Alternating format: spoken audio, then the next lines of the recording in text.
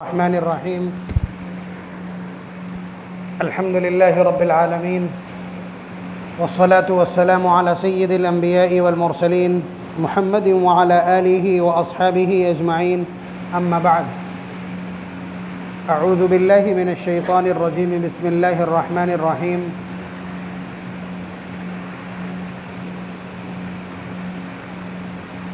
إن هذا القرآن يهدي للتي هي أقوم. وقال تعالى: كتاب أنزلناه إليك لتخرج الناس من الظلمات إلى النور. وقال تعالى: قد جاءكم من الله نور وكتاب مبين.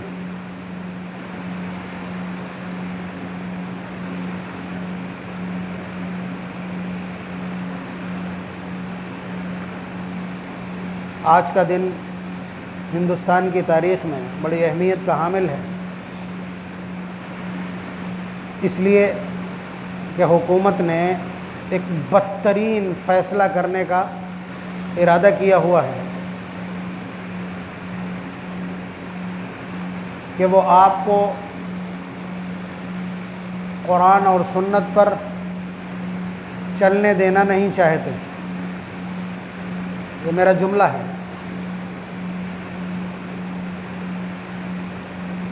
جب ہمارا ایمان اس طرح کا ہوتا تھا، یا ہمارے بزرگوں کا، ہمارے پوروجوں کا ایمان ایسا تھا کہ ہم قرآن اور نبی کی بات کے علاوہ کوئی بات نہیں مانیں گے، وہ قانون ہمارے لیے سرپرتھم اور سروپری ہے. ہم جب تک اپنے اعمال کے ساتھ زندہ رہنے دیا جائے گا تب تک زندہ ہے. جب تک ہمیں ایمان کے ساتھ زندہ رہنے دیا جائے تب تک ہم زندہ ہیں، ورنہ ہم کو زندگی منظور نہیں ہے. ایمان کی اصل یہی ہے. آپ بتلائیے، ہجرت فرض کب ہوتی ہے؟ مکہ مکرمہ چھوڑ کر کے، اتنے محبوب اور پاکیزہ وطن کو چھوڑ کر کے حضور مدینہ منورہ ہجرت کر کے کیوں گئے؟ اس لیے کہ یہاں شریعت پر عمل کرنا مشکل کر دیا گیا تھا. تو اس وقت ہجرت فرض ہوئی تھی. بات سمجھ رہے ہیں؟ اس کا مطلب یہ ہے کہ جب آپ کو اللہ اور اس کے رسول کے احکامات پر عمل کرنے نہ دیا جائے تو آپ کو وطن چھوڑ دینا فرض ہوتا ہے. یا اسی طرح سے آپ اپنی جان قربان کب کریں گے؟ جب قرآن و سنت پر اور آپ کے ایمان پر بن پڑے. یہی تو ہے نا. اس کا مطلب کیا ہوا کہ آپ کے لیے وہ دونوں چیزیں سب سے زیادہ قیمتی. اور یقیناً قرآن کریم نے بھی ہم کو یہی سکھلایا ہے. مثال کے طور پر یہ انسانیت کے لیے اعزاز کی بات ہے. اللہ تعالیٰ فرما رہے ہیں یہی جو احکامات کا مجموعہ ہے، احکامات کا جو مجموعہ ہے، جو کانسٹیٹیوشن ہے، ہمارے لیے اللہ تبارک و تعالیٰ نے جو دستور حیات بنایا ہے، جس کو ہم اسلام کہتے ہیں یا جس کو ہم شریعت مطہرہ کہتے ہیں، اللہ تعالیٰ فرما رہے ہیں پارہ نمبر 22 سورہ احزاب کے بالکل اخیر میں: اِنَّا عَرَضْنَا الْأَمَانَةَ عَلَى السَّمَاوَاتِ وَالْأَرْضِ، کہ اس امانت کو، اطاعت کے اس پیکج کو، قانون کے اس دستوری ڈھانچے کو، اس امانت کو ہم نے آسمانوں سے کہا کہ تم اٹھا لو، زمینوں سے کہا کہ تم اٹھا لو اس کے بوجھ کو، پہاڑوں سے کہا کہ تم اس کے بوجھ کو اٹھا لو، اس امانت کو، اس بار امانت کو تم اٹھا لو. تو اللہ تعالیٰ خود فرما رہے فَأَبَيْنَ أَن يَحْمِلْنَهَا، سب نے اس امانت کے بوجھ کو اٹھانے سے انکار کر دیا. آسمان بہت بڑا ہے، زمین بہت طاقتور ہے، پہاڑ بہت متسلب اور سخت ہے، لیکن اللہ تعالیٰ خود فرما رہے فَأَبَيْنَ أَن يَحْمِلْنَهَا، کہ انہوں نے اس امانت کو، اس بار امانت کو، امانت کے اس بوجھ کو اٹھانے سے انکار کر دیا. وَأَشْفَقْنَ مِنْهَا، اور اس بار امانت کے اٹھانے سے وہ گھبرا گئے. وَحَمَلَهَا الْإِنسَانُ، اور انسان نے فوراً ہاں کر دی.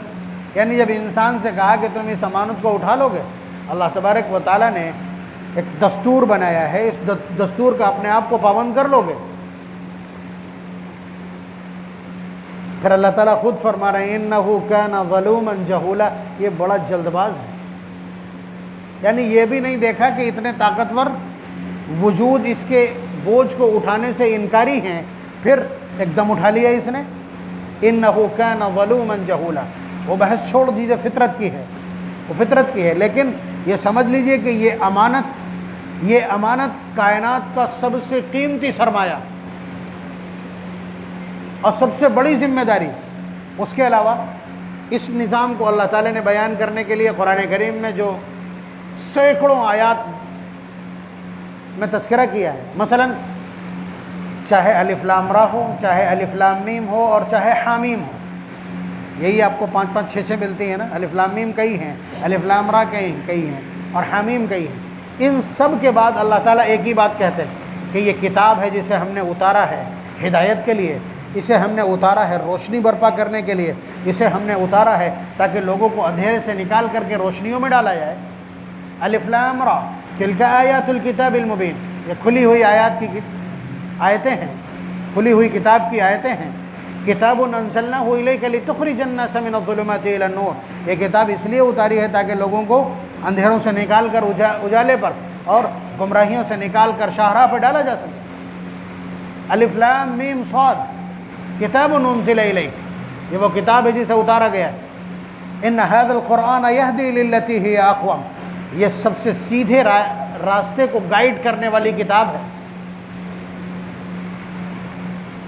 نبی اکرم صلی اللہ علیہ وسلم کا تذکرہ کہ ہم نے ایک نور بھیجا تمہارے لیے، ہم نے تمہارے لیے ہدایت کا ایک نامہ بھیجا ہے، ہم نے ایک پیغامبر بھیجا ہے جو تم کو سیدھے راستے کی ہدایت کرے گا۔ تم اللہ کی رضا چاہتے ہو، اللہ کی محبت چاہتے ہو، اس کی اطاعت کر لینا۔ تم جنت تک جانا چاہتے ہو، اس کے فٹ مارک پر چلنا، اس کے نقش قدم پر چلنا۔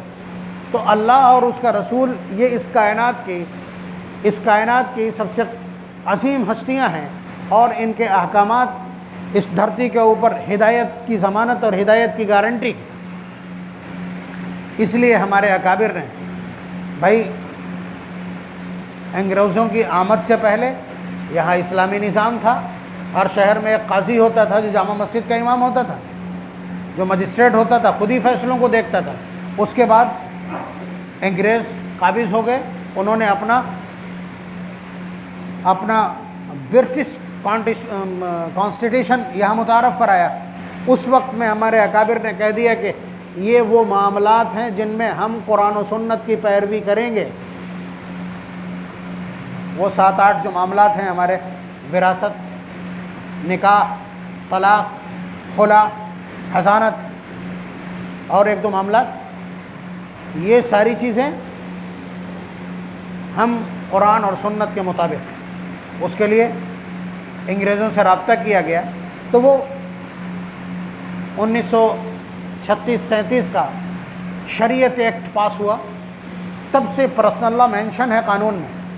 اس کے بعد جب ہندوستان میں قانون بننے لگا آزادی کے بعد، تب بھی ہمارے اکابر نے پوری قوت لگا کر پوری طاقت کے ساتھ اس قانون میں شریعت کے اس پورے پیکج کو مینشن کرایا، اور یہ آج بھی اس کا حصہ ہے۔ بات سمجھ رہے ہیں آپ طلاق کے مسائل کورٹ میں لے جائیں گے، جج شریعت کے مطابق فیصلہ دے گا، جج انڈین پینل کوڈ کے حساب سے فیصلہ نہیں دے گا۔ نکاح اور خلا کا مسئلہ ہے، وراثت کا مسئلہ ہے، وصیت کا مسئلہ ہے، ایڈاپٹنگ کا مسئلہ ہے، ان تمام مسائل میں موجودہ جج فیصلہ کہے کے مطابق دے گا، شریعت مطہرہ کے مطابق۔ بات سمجھ رہے ہیں؟ اب یہ موجودہ حکومت ہے جو آپ کو معلوم ہے کہ 3 وعدوں کے ساتھ اقتدار میں آئی تھی، اس میں سے ایک وعدہ یہ بھی تھا کہ ہم یہاں یونیفارم سول کوڈ نافذ کریں گے، سامان ناگرک سنہتا قانون کیا کہلاتا ہے، UCC، کہ اس کو ہم نافذ کر دیں گے۔ اس کو نافذ کرنے کا مطلب کیا؟ نافذ تو ہے ہی ہے، ہم بھی بھائی جتنی بھی تعزیرات کی دفعات ہیں، IPC کی یا CRP کیا ہوتا ہے، اس کی جتنی بھی دفعات ہیں وہ سب ہم پر لاگو ہیں۔ یہ چند معاملات ہیں جن میں شریعت کے مطابق ہم فیصلہ چاہتے اور مانگتے ہیں، اور فیصلہ ہو رہا ہے، اس سے کسی کو کوئی دقت بھی نہیں، لیکن نہیں، انہیں لگتا ہے کہ یہ پیوند ہے، یہ ہمارے قانون کے لیے توہین کا معاملہ ہے، یا کچھ نہیں، ہم کو پریشان کرنا مقصود ہو، تو اس لیے وہ اس کو ہٹانا چاہتے۔ پرسنل لا کو ختم کرنا چاہتے ہیں۔ قانون میں اس کے لیے گنجائش ہے۔ دفعہ نمبر 25 اور 26 ہمارے کانسٹیٹیوشن کی یہ کہتی ہے کہ ہر شخص کو اپنے تمام مذہب پر، مذہبی روایات پر چلنے کی پوری آزادی ہے، جو جیسے جس طرح چاہے رہے۔ دفعہ 44 میں البتہ یہ بات ہے، دفعہ 44 میں یہ کہا گیا ہے کہ یہاں یونیفارم سول کوڈ بھی نافذ کیا جا سکتا ہے، جائے نہیں، یہاں یونیفارم سول کوڈ بھی نافذ کیا جا سکتا ہے، لیکن اس کے لیے طاقت کا استعمال نہیں کیا جائے گا۔ یہاں بسنے والے تمام لوگوں کو اعتماد میں لے کر کے اور باہمی مفاہمت اور رضاکارانہ طریقے سے اس کا نفاذ کیا جا سکتا ہے۔ بات سمجھ رہے ہیں آپ؟ تو اس سے پہلے بھی کئی بار کوششیں ہوئی ہیں، لیکن اس وقت پوری سازش اور دسیسہ کاری کے ساتھ، پورے شڑینتر کے ساتھ اس پر کوشش کی جا رہی ہے، اور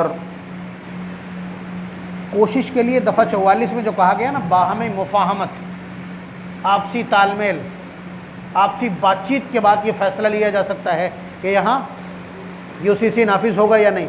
تو انہوں نے اس کے لیے یہ طریقہ نکالا ہے کہ 14 جون سے اور 14 جولائی تک یہ 30 دن کا دورانیہ آپ کو دیا ہے کہ آپ کی رائے کیا ہے۔ یعنی وہ یہ کہنا چاہتے ہیں کہ ہم کیوں نہ یونیفارم سول کوڈ نافذ کر دیں اور پرسنل لا کو ختم کر دیں۔ آپ کی اس سلسلے میں کیا رائے ہے؟ آج 30 دن ہو چکے ہیں، آپ میں سے کس نے رائے دی؟ کس نے احتجاج کیا ہے؟ کس نے اپوز کیا ہے اس کو؟ بالکل صحیح ہے کہ آپ اپوز کیوں کریں گے، لیکن اب یہاں سے شروع ہوگا بہت تلخ مضمون شروع ہوگا، لیکن اس کی سچائی سے آپ انکار نہیں کر سکیں گے۔ علماء چیخ کر کے اپنا کلیجہ باہر نکالے دے رہے ہیں، مسجد کے دروازے پر تک اتنا آسان کر دیے کہ آپ کو کوئی ڈرافٹ تیار نہیں کرنا، آپ کو الگ سے کوئی مضمون نہیں لکھنا، کوئی سینٹنس نہیں لکھنا ہے۔ صرف جمعیت علماء نے چھوٹا سا ایک ڈرافٹ تیار کر دیا ہے، بار کوڈ بنا دیا ہے اس کا۔ آپ بار کوڈ کو صرف اسکین کیجئے اور اس کے بعد سیدھے آپ وہ دی ہوئی جو ان کا جو پتہ ہے، جو ان کا ای میل ایڈریس ہے لا کمیشن کا، اس پر سیدھے آپ پہنچ جائیں گے، اور وہاں پہ صرف آپ کو اپنا نام لکھنا، زیادہ سے زیادہ نمبر لکھنا ہے اور کلک کر دینا ہے۔ آپ کی طرف سے احتجاج درج ہو جائے گا کہ آپ ریجیکٹ کرتے ہیں یونیفارم سول کوڈ کو، اور آپ حمایت کرتے ہیں پرسنل لا کی، اور آپ عمل کرنا چاہتے ہیں قرآن و سنت کے مطابق، آپ عمل کرنا چاہتے ہیں اللہ اور اس کے رسول کے بتلائے ہوئے قانون کے مطابق، کم از کم ان 6 امور میں، 6 یا 7 جو بھی ہیں ان امور میں۔ لیکن عجیب سی صورتحال ہے، میں نے ابھی دیکھا، میں ابھی جامع مسجد میں پوری طاقت لگا کر کے بات کہہ کر کے آیا ہوں، وہاں دروازے کے اوپر اس بار کوڈ کا باقاعدہ فوٹو کاپی چسپاں، اور میرے سامنے کم از کم 100 لوگ نکلے ہیں، کسی نے مڑ کے تک نہیں دیکھا۔ یہ قوم کی سردمہری کا حال ہے۔ اور سردمہری کیوں نہ ہو، آپ نے شریعت کو تو بہت پہلے دفن کر دیا، اللہ اور اس کے رسول کے لائے ہوئے طریقے اور شریعت کو آپ بہت پہلے کاندھا دے چکے ہیں، ورنہ آپ بتلائیے اوپر سے نیچے تک کہیں آپ کا کوئی بھی ایسا سمبل ہو جس سے لگے کہ آپ مسلمان ہیں۔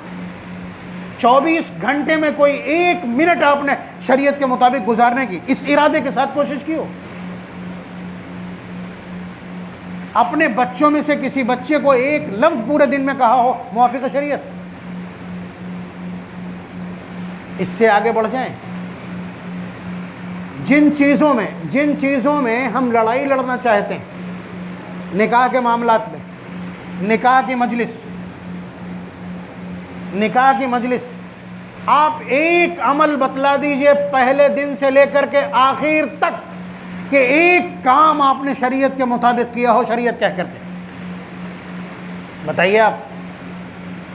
مطلب میں یوں ہی نہیں بات کر رہا ہوں، میں آپ اگر سوال کر دیں گے یا آپ جواب دینے کی کوشش کریں گے، میں تیاری سے ہوں۔ آپ کہیں گے نکاح پڑھواتے ہیں، یہ شریعت کا دستور ہے، جی جو کچھ آپ نکاح پڑھواتے ہیں، جو رجسٹر میں درج کرواتے ہیں، وہ بھی خلاف شرع ہے سب۔ آپ وکیل کیسے ڈھونڈتے ہیں؟ آپ وکیل ڈھونڈتے ہیں جو بہت دبنگ ہو، لڑکے والوں کو دبا سکے موقع پڑنے پہ۔ دیکھیے نیت یہی ہوتی ہے، میں نکاح پڑھاتا ہوں 99% حالات یہی، جبکہ باپ کی موجودگی میں کسی وکیل کی ضرورت ہی نہیں، اور اگر کوئی ہو بھی تو اس کا ولی اقرب ہونا چاہیے، محرم نہیں، ولی اقرب، اور جو گواہ ہے وہ بھی محرم ہونا چاہیے، کبھی نہیں ہوتا۔ وہ عورتوں کی بھیڑ میں، نامحرم عورتوں کی بھیڑ میں جانے کی شریعت اجازت دے دے گی؟ بوڑھی عورت کو جوان لڑکے کے ساتھ حج پہ جانے کی اجازت نہیں ہے، یہاں سجی سنوری عورتوں میں آدمیوں کو، غیر مردوں کو جانے کی اجازت دے دے گی شریعت؟ تو جنہیں آپ گواہ بنا رہے ہو، جنہیں آپ وکیل بنا رہے ہو، وہ خود خلاف شرع ہے۔ تو میں یہ ایک آئینہ دکھا رہا ہوں کہ آپ اگر یہ جواب دے سکتے ہو تو حالت اور حلیہ یہ ہے۔ اس کے علاوہ جو کچھ ہو رہا ہے ماشاءاللہ وہ تو کافروں سے الگ ہی نہیں، وہ تو کافروں سے کچھ بھی الگ نہیں ہے گوشت کے علاوہ۔ بات سمجھ رہے ہیں آپ؟ اس کے علاوہ آپ دیکھ لیجئے تدفین کے وقت جو کچھ تدفین میں ہو رہا ہے، تدفین میں جو کچھ ہو رہا ہے وہ بھی خلاف شرع ہے سب کا سب۔ وراثت میں اس پورے بھرے مجمع میں پوچھ لوں کتنے لوگ ہیں جنہوں نے اپنی بہنوں کو حصہ دیا ہے، تو ابھی وراثت کی پول کھل جائے گی یہیں پہ۔ پرسنل لا مینشن کیا ہمارے اکابر نے قانون میں، ہم اس کی پاسداری کا اگر دعویٰ کرتے ہیں تو کم از کم اس پر عامل تو ہوں پہلے۔ جب ہمیں اس قانون کی کوئی فکر ہی نہیں ہے، ہم نے اس کو پہلے ہی عملاً دفن کر دیا ہے، کاندھا دے دیا ہے، تو پھر آپ کو فکر کیوں ہوگی؟ فکر تو علماء کو ہوگی کہ جنہیں کم از کم پڑھ کر کے اسے زندہ رکھنے کو، اس کا علم باقی رکھنے کی کوشش کر رہے ہیں، یہاں بیٹھ کر کے چلانے کے لیے اس کی تیاری کر رہے ہیں۔ تو ہم یہ بتلائیں، رضاعت کی بات کریں، رضاعت پرسنل لا میں مینشن ہے۔ کون سی عورت ہے جو اس بات کا اہتمام کرے کہ 2 سال سے پہلے 2 سال پورے نہ ہو پائیں اور بچے کا دودھ چھڑا دیں ہم، جبکہ معلوم ہے 2 سال کے بعد دودھ پلانا حرام ہے؟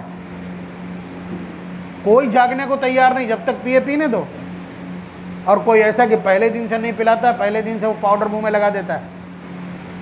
بات سمجھ رہے ہیں آپ کہ ان کے حسن میں فرق آ جائے گا؟ تو منمانی چل رہی ہے، نہ حقوق کا لحاظ ہے نہ حدود کا لحاظ ہے۔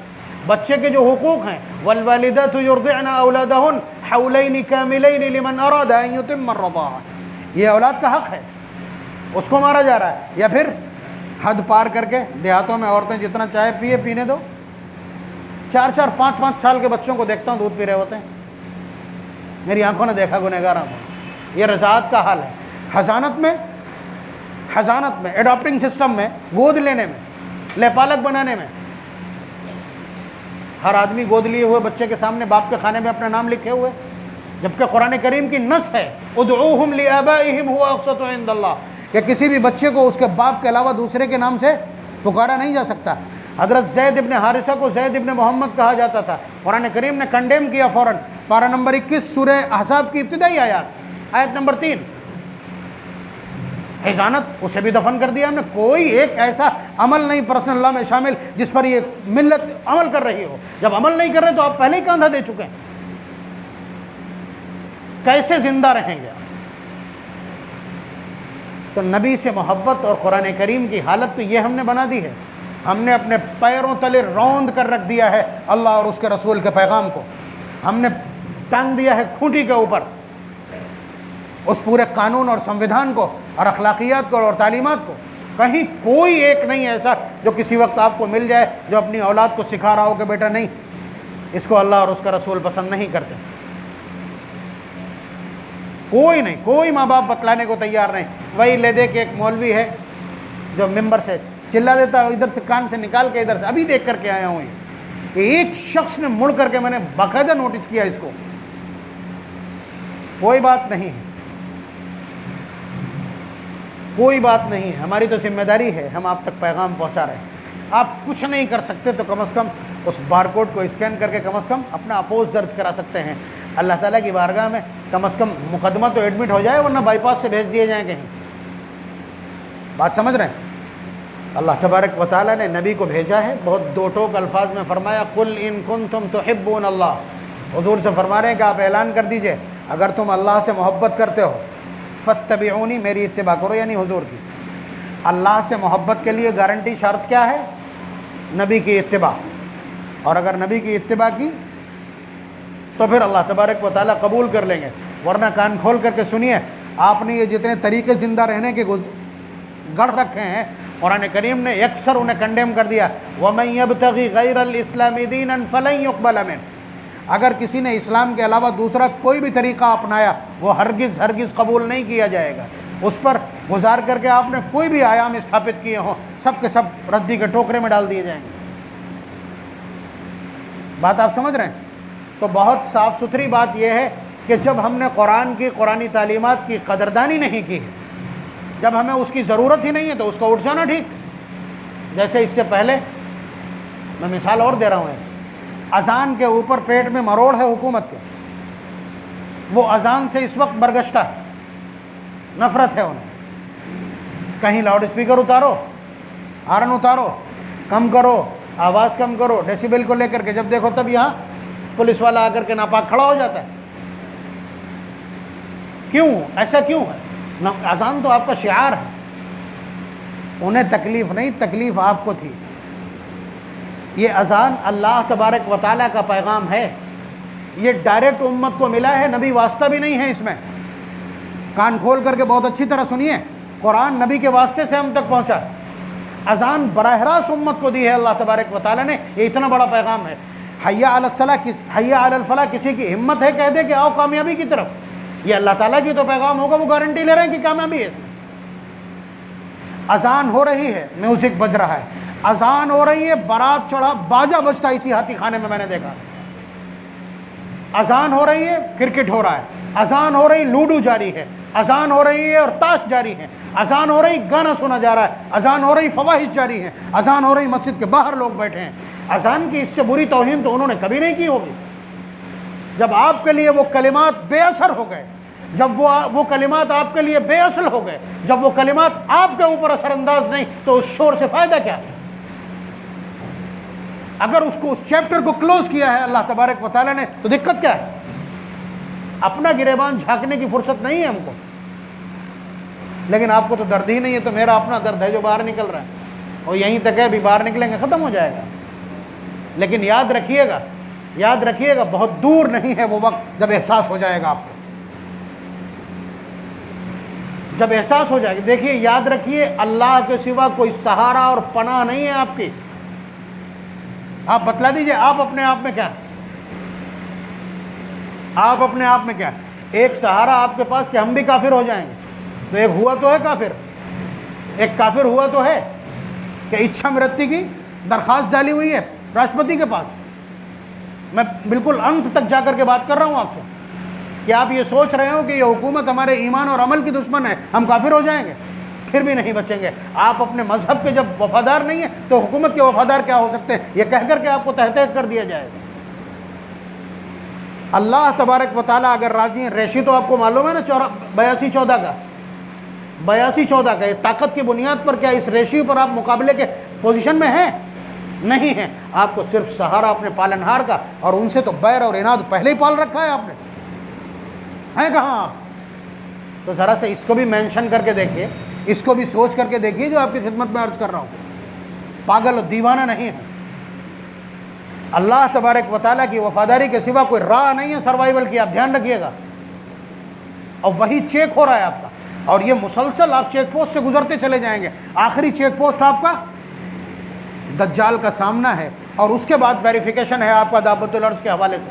اس کی تفصیل کسی اور وقت ہم عرض کریں گے، لیکن اتنا یاد رکھیے گا، اپنے پروردگار کو راضی کیے بغیر آپ اس دھرتی پر عزت کے ساتھ سر اٹھا کے نہیں جی سکیں گے، اور اس کا ایک ہی راستہ ہے کہ ان کی اطاعت کی جائے، وہ راضی۔ اللہ تبارک و تعالی ہم کو سمجھ اور دانائی عنایت فرمائے، اپنے ایمان و عمل کی حفاظت کی توفیق نصیب فرمائے۔ اللہ اور اس کے رسول کے لائے ہوئے قانون اور حکم کو ماننے کے لیے ہمارے اندر تڑپ، شوق اور شغف پیدا فرمائے۔ وآخر دعوانا ان الحمدللہ رب العالمین۔ بارکوڈ باہر لگا ہوگا، کوئی بھی شخص ایسا نہ بچے جو کم از کم اس کو اپوز نہ کر دے۔